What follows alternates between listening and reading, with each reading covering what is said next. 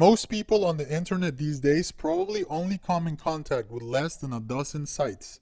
The Google, with its Gmail and YouTube, Facebook, perhaps a random community like Tumblr, a couple image boards, the occasional visit to Amazon, maybe some news websites, and that's about it. For the vast majority of the population, the internet is a prepackaged, socially engineered spy grid.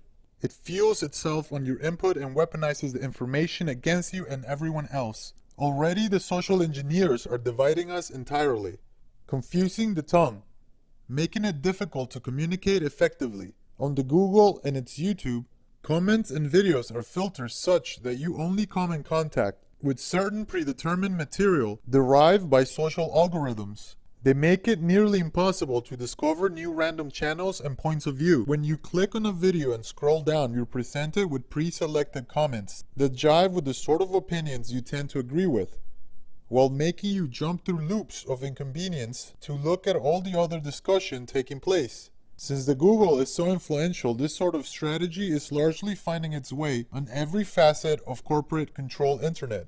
This means that when I click on a video, say of the puppet Obama fake crying about some false flag, I will see comments that are critical of his phony bullshit and other comments mocking the controlled counterfeit brainwash media. Yet, when say a stereotypical phony liberal feminist type clicks on the same video, she'll be presented with comments that agree with her gun-grabbing ideology. In effect, we're basically being self-imprisoned in these tiny internet islands where we can't reach out to one another.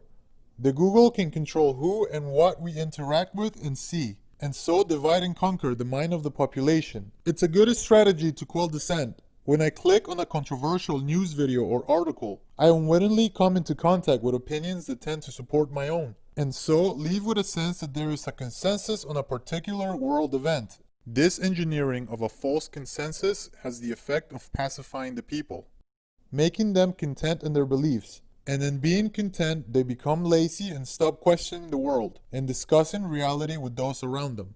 By forcing the ignorant to be separate from the wise, from the stupid, from the trolls even, this system of division is impeding the social development of people at large. The typical person on the internet nowadays is confined within their own little bubble of information, a literal reservation matrix.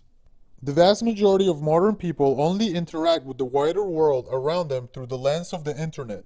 Everything they know and much of where their worldview comes from is directly influenced through what they experience online. By allowing a cabal of government corporate entities with advanced technologies at their disposals to regulate what an individual interacts with online, they can shape and guide the development of one's mind. We are quite literally being domesticated through sophisticated weaponized psychology. Most human history and all of the accumulated knowledge is already well immersed on the internet. Within our lifetimes, all of it will be in the cloud. Soon enough, the entire population will be hardwired into the internet in one way or another. It's conceivable that our entire species recorded collective experience. All of our history and knowledge can be manipulated and censored by predatory algorithms that can gradually and insidiously edit the data, keeping the truths from us. The beast supercomputers can sift through the entire internet and gradually edit out certain sensitive or undesirable information, even change audio files and manipulate videos. In recent years, everyone's identity is being lassoed to the internet, such that there is no longer anonymity and free exchange. Certain people can be effectively silenced. The internet that I come into contact with might be an entirely different internet that others come in contact with. By socially engineering groups and confining certain people within these restrictive informational reservations, reality and social or cultural trends can be manufactured.